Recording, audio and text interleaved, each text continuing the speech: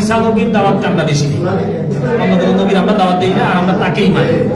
আমি বুঝতে পারলাম যে এখানে আসলে উনি খ্রিস্টান মিশনারিদের একটা কাজ চক্রান্ত, যার কারণে আমি ওনাকে আস্তে আস্তে আমার লাইনে আনার পর্যায়ে এক পর্যায়ে গত পরশুদিন ফোনে আমার সাথে বলতেছিল যে কোরআনের মধ্যে মুহাম্মাদের নাম আর কয় জায়গায় আছে, তার থেকে আমাদের ঈসা আলাইহিস সালামের নাম মাসিহা ঈসার নাম আরো বেশি জায়গায় আছে, এরকম বলতেছে। পরে আমি গতকালকে সর্বশেষ জিজ্ঞাসা করি যে ভাই আমার তাহলে উনি আমাকে অনেকদিন ধরে পারাপারি করতেছিল যে আমাকে কি দিবে, ওই তরিকা দিবে, কিছু কিতাবাদি আমাকে দেওয়ার কথা ছিল, কিন্তু তরিকা না দেওয়ার কারণে কিতাবাদি উনি আমাকে দিচ্ছে না।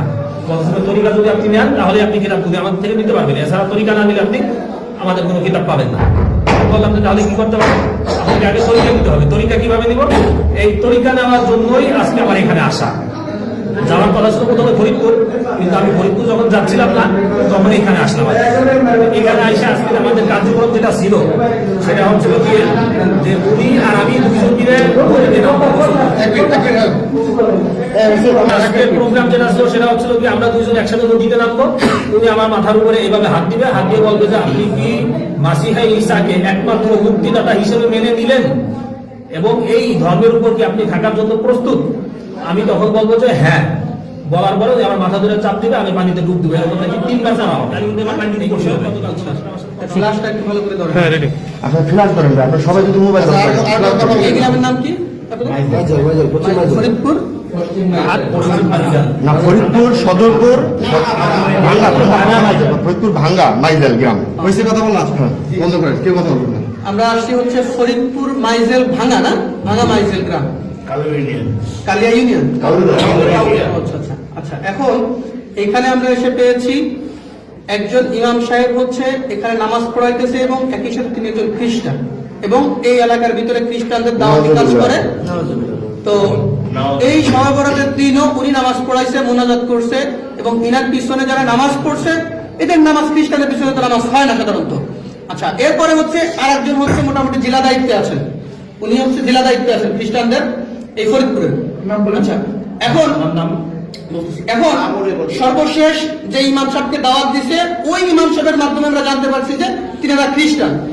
যাকে দাওয়াত দিছে সরাসরি তার মুখ থেকে আপনারা একটু শুনেন যে তাকে কি বলে দাওয়াত দিয়েছিল এবং কেন আজকে তারা এসেছে বলেন। আসসালামু আলাইকুম ওয়া রাহমাতুল্লাহ। আমি শফিকুল ইসলাম, আমি বাবুনগর মাদ্রাসায় পড়ালেখা করছি, সাথে হাটাজারি মাদ্রাসায় উলুমুল হাদিস পড়াশোনা করছি 2 বছর। আমি এই এলাকায় নতুন ইমাম নিয়োগ হয়েছি, সেই সুবাদে ওনাদের সাথে আর কি আমাদের একজন মুসল্লি বিভিন্ন জনের সাথে পরিচয় করা গিয়েছিল। সেই বিভিন্ন জনের সাথে পরিচয়ের সুবাদেই ওনার সাথে আমার পরিচয়, ওই মুসল্লি ওনার সাথে আমার সাথে পরিচয় করাই দিয়েছে। পরিচয়ের পর্যায়ে উনি আমাকে বলতেছে যে ভাই আসেন, আমরা তো একই শ্রেণীর মানুষ, দুজনই আলেম, তাহলে আমাদের পরিচয়টা আর একটু গভীর হোক। আমি বললাম কিভাবে গভীর হবে? এরপরে বলতেছে যে আমরা একটা কোম্পানির কাজ করি, ওই কোম্পানিতে চাইলে আপনি আমাদের সাথে কাজ করতে পারেন, আল্লাহ আমাদের চাইলে এখানে টাকা পয়সার আপনার কোনো অভাব হবে না, আপনি আপনাদের সাথে থাইকা আমেরিকা, লন্ডন, বড় বড় রাষ্ট্র আপনি সফর করতে পারবেন, ভ্রমণ করতে পারবেন, টাকা পয়সা নিয়ে চলবেন। আর মসজিদে ইমামতি করে কয় টাকা দেয় আমাদের? আমি বললাম যে ঠিক আছে, বলতেছে দিনের দাওয়াত, এই দিনের দাওয়াত করে টাকা পাওয়া যায়, এটা এমন কি দিনের দাওয়াত বলেন আমাকে বিস্তারিত বুঝলেন। উনি বলতেছে কয় সব নবীর কথাই তো কোরআন শরীফে আছে, আমরা শুধু ঈসা নবীর দাওয়াতটা আমরা বেশি দিই, অন্য কোনো নবীর আমরা দাওয়াত দিই না, আর আমরা তাকেই মানি। আমি বুঝতে পারলাম যে এখানে আসলে উনি খ্রিস্টান মিশনারিদের একটা কাজ চক্রান্ত, যার কারণে আমি ওনাকে আস্তে আস্তে আমার লাইনে আনার পর্যায়ে এক পর্যায়ে গত পরশুদিন ফোনে আমার সাথে বলতেছিল যে কোরআনের মধ্যে মুহাম্মাদের নাম আর কয় জায়গায় আছে, তার থেকে আমাদের ঈসা আলাইহিস সালামের নাম মাসিহা ঈসার নাম আরো বেশি জায়গায় আছে, এরকম বলতেছে। পরে আমি গতকালকে সর্বশেষ জিজ্ঞাসা করি যে ভাই আমার তাহলে উনি আমাকে অনেকদিন ধরে পারাপারি করতেছিল যে আমাকে কি দিবে, ওই তরিকা দিবে, কিছু কিতাবাদি আমাকে দেওয়ার কথা ছিল, কিন্তু তরিকা না দেওয়ার কারণে কিতাবাদি উনি আমাকে দিচ্ছে না।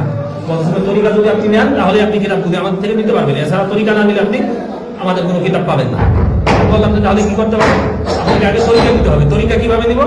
এই তরিকা নেওয়ার জন্যই আজকে আমার এখানে আসা। যাওয়ার কথা ছিল প্রথমে ফরিদপুর, কিন্তু আমি ফরিদপুর যখন যাচ্ছিলাম না তখন এখানে আসলাম।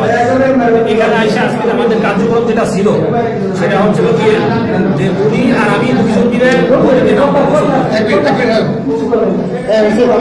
প্রোগ্রাম যেটা ছিল সেটা হচ্ছিল কি আমরা দুজন একসাথে নদীতে নামবো, উনি আমার মাথার উপরে এইভাবে হাত দিবে, হাত দিয়ে বলবে যে আপনি কি মাসিহা ঈসাকে একমাত্র মুক্তিদাতা হিসেবে মেনে নিলেন এবং এই ধর্মের উপর কি আপনি থাকার জন্য প্রস্তুত?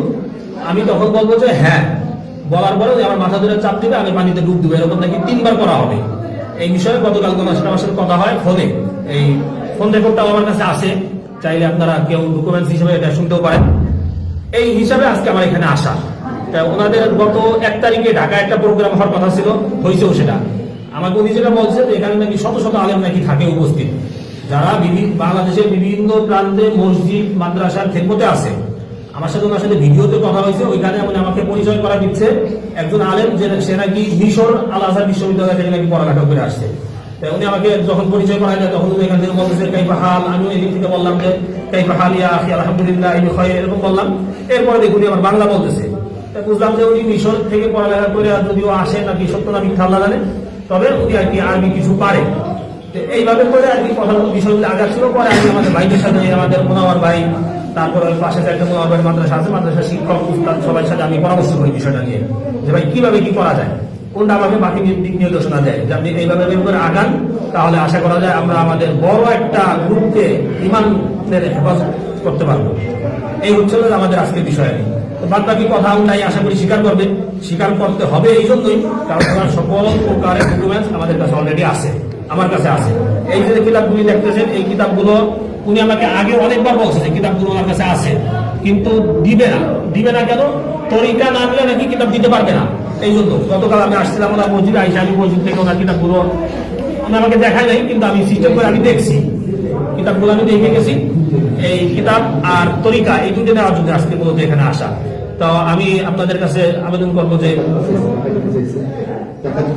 টাকা, হ্যাঁ কিছু টাকাও দেওয়ার কথা ছিল। আমার সাথে ওনাদের একজন আছে, আলেম আছে, যে কুমিল্লা আছে, মুফতি আকিদুল ইসলাম, কুমিল্লা দাউদকান্দিতে আছে, একটা মসজিদের ইমামতি করে, সাথে একটা দাখিল মাদ্রাসা উনি শিক্ষকতা করে। ওনার সাথেও আমার সাথে গতকালকে কথা হয়েছে প্রায় 20 মিনিট এই হোয়াটসঅ্যাপে, এটাও আমার কাছে কল রেকর্ড আছে।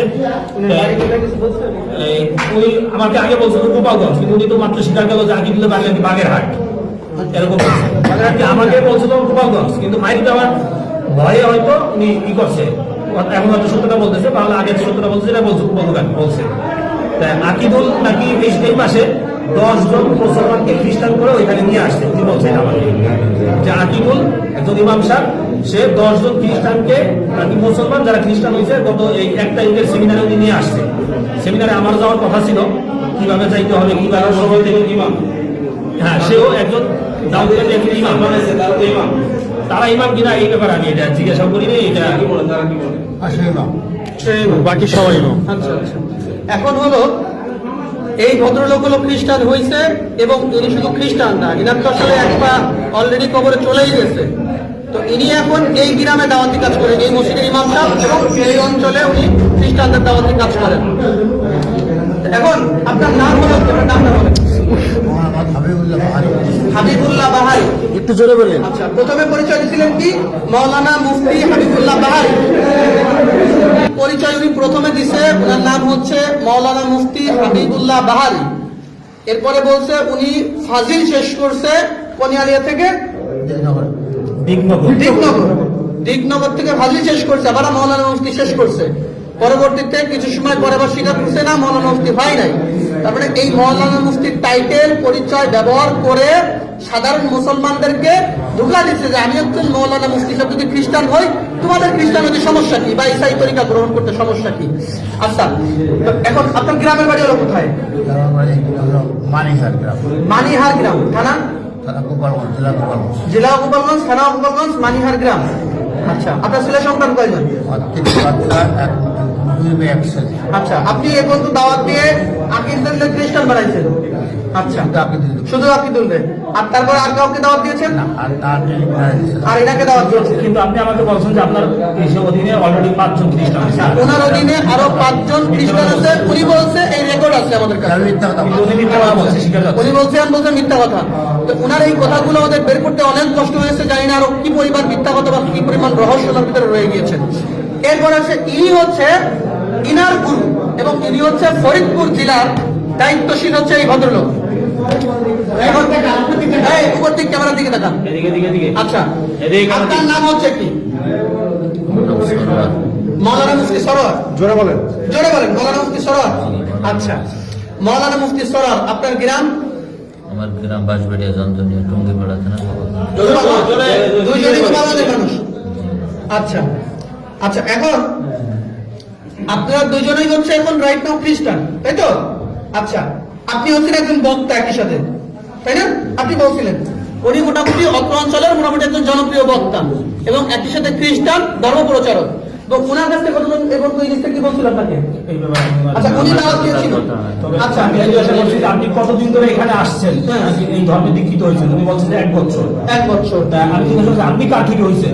আসলে আমি হয়েছি সরোয়ার থেকে। আমি বলছি 1 বছর আসছি এখানে। আচ্ছা, আপনি হয়েছেন সরোয়ার থেকে। আপনি এরকম বলছেন আর আমি সরোয়ার থেকে হয়েছি। এক মিনিট, ওদিকে ফেরত।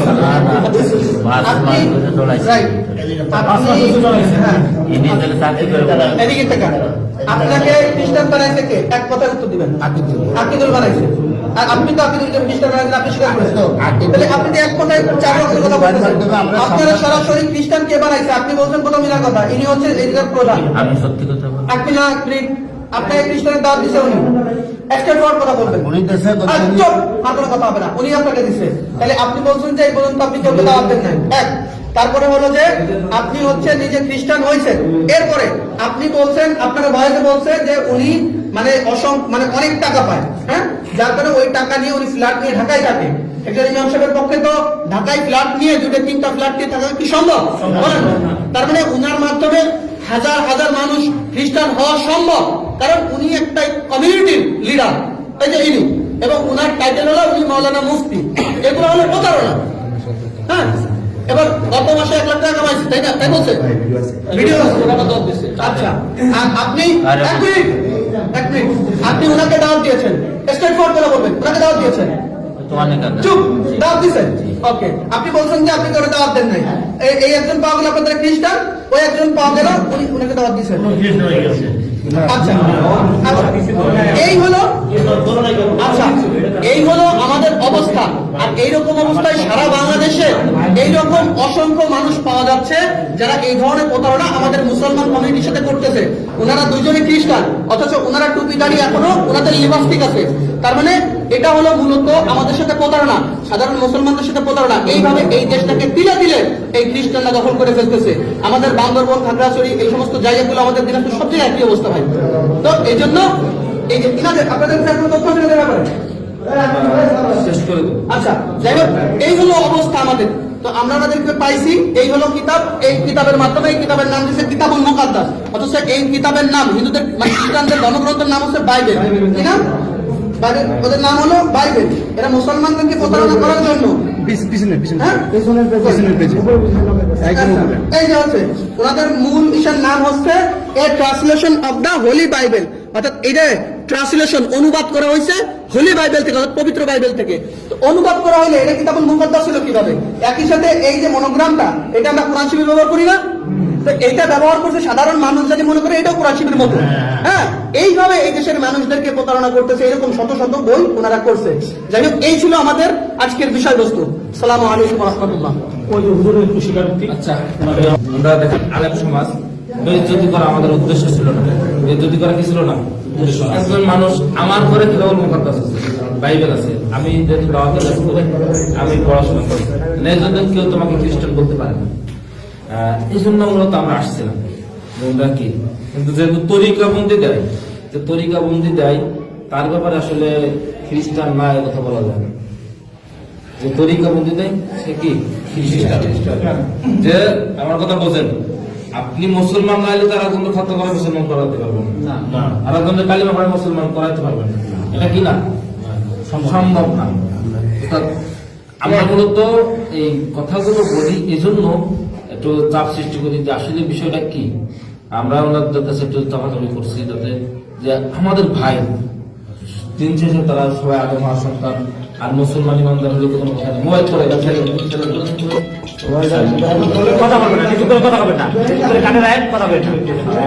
এই জন্য আমরা তাদেরকে জিজ্ঞেস করছি, ভাই আমরা তাদেরকে কি করছিলাম জিজ্ঞেসের পর আমাদের সরোয়ার সাহেব উনি আমাদের হাবিবুল্লাহ বাহারি সাহেবকে বাপ্তিস্ম দিয়েছে, তাই তো? হ্যাঁ, এই যে বাপ্তিস্ম দিয়েছে, ওরা আসলে সম্মানিত মানুষ, আমরা চাই না এটা করতে, কিন্তু শয়তানের ধোকায় পড়ে হয়তো করে ফেলছে। তওবার সুযোগ আছে প্রকাশ্যে, যেহেতু এটা কবে কখন করবে এটা আমরা জানি আমি না। এখনই তওবা করবো। না না আমি এখনই তওবা করবো। আমরা এই জন্য আসলে ভাই এখন যদি আমরা বাইরে ছেড়ে দেই, এটা আইন মানে ওই যে যারা আছে বাইরে তারা তুলে নেবে। এই জন্য আমরা চাচ্ছি আমাদের ভাই হুজুর, যেহেতু তারা প্রমাণিত হয়ে গেছে যে তারা কি করছে, মুসলমানদের ভেজ ধরে খ্রিস্টান ধর্ম প্রচার করছে, এটা দেশের আইন অনুযায়ী দণ্ডনীয় অপরাধ, এক ধর্মের পোশাক করে অন্য ধর্ম প্রচার করা, ঠিক আছে? এজন্য আমরা তাদেরকে প্রশাসনের হাতে তুলে দিতে চাচ্ছি। কারণ আমি নিতে পারা আজকে হয়তো এই গ্রামে আমি থাকবো না, আমি আমার বাড়ি বলবাড়ি থানা জেলার সরকার, কিন্তু কালকে এই এলাকাবাসী থাকবে, কিন্তু মাথা গরম করলে কিন্তু ভাই হবে না, ঠিক আছে? আমরা তাদেরকে আর একটা কথা কি দাওয়াত যেটা সেটা আমরা বাস্তবায়ন করতে পারবো। সে আপনার আগের মানুষ এই মসজিদের সভাপতি আছে, তারা থেকে আমরা বেরোয় যাবো, সবাইকে নিয়ে যাবো।